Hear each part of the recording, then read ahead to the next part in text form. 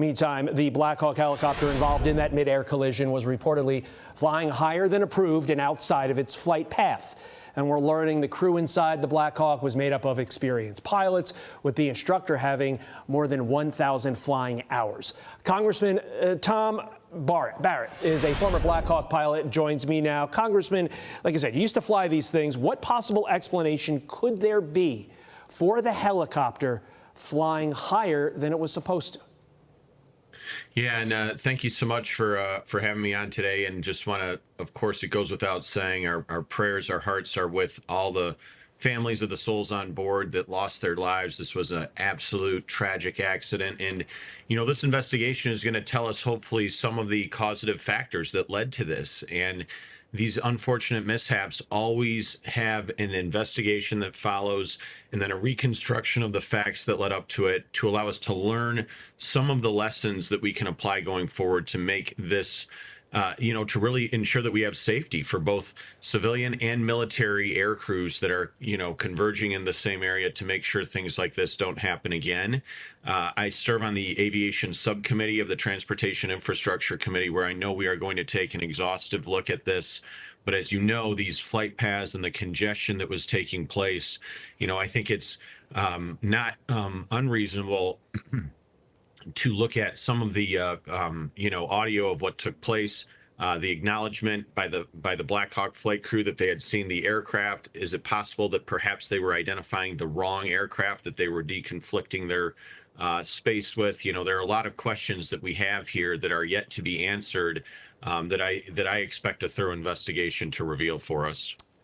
Originally on our show, on our A block, we had a guest, an NTSB former investigator, who basically said these Black Hawks should be nowhere near Reagan International Airport. Do you agree with that? Should these training missions be taking place this close or in the vicinity of Reagan?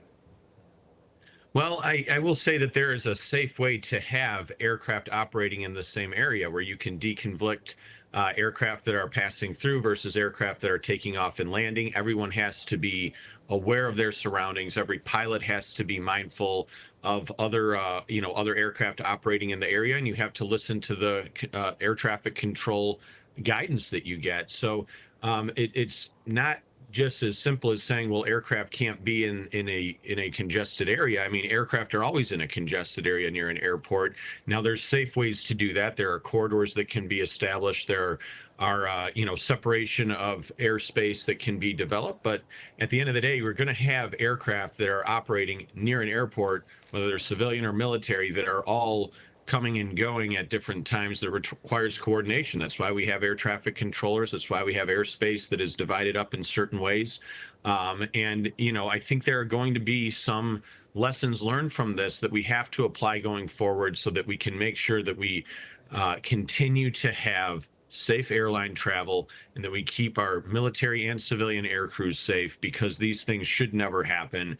And we have to make sure that the lessons learned from this going forward are applied to keep everyone safe. But quickly, the controller, it's been reported, was doing the job typically assigned to 2 air traffic controllers. Do you think that could have played a role in this crash? Well, I think it's absolutely a question that we need to have answered was the workload too heavy? Was there other factors at play? And these are all things, again, that come about through an investigation. They're going to look all the way back to, did the crew have enough rest the night before all of this took place? Both the airline crew, the military crew. One thing I am interested in looking at is, should we outfit our military aircraft with the collision avoidance system that the civilian airliners have? Those systems only work if the 2 aircraft can talk to one another through their transponders. If one has it and one doesn't, oftentimes that won't alert the other pilot that there could be a mid-air collision. Those are things that we need to look into and decide whether or not these need to be updated, and if systems need to be in place to prevent that from happening. Sure. Would it have prevented this accident? That's a question that remains open right now.